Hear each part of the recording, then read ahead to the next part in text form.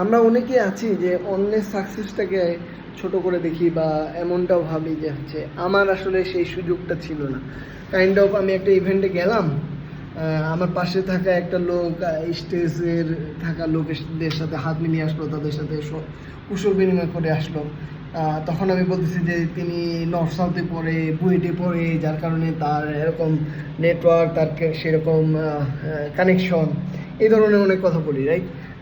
আসলে এটা আসলে একটা অজুহাত ছাড়া কিছুই না। আপনি আপনি কি করলেন? আপনি আজকে না হলে ওই স্টেজের লোকের সাথে রিস্ক করতে পারতেছেন না, কিন্তু ওই স্টেজের যে লোক, যেই মানুষটা স্টেজের লোকের সাথে মিট করে আসলো, যিনি বলতেছেন যে নর্থ সাউথে পড়ে, বুয়েটে পড়ে, তার সাথে আপনি নেটওয়ার্কিংটা করেন, তার সাথে 2-3 বার উঠা বসা করেন, তারপর দেখবেন যে চতুর্থ দিন আপনিও স্টেজের লোকের সাথে কানেকশন করতে পারবেন।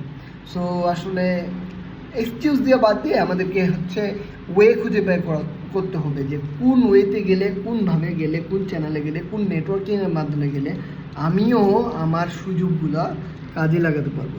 So all the best.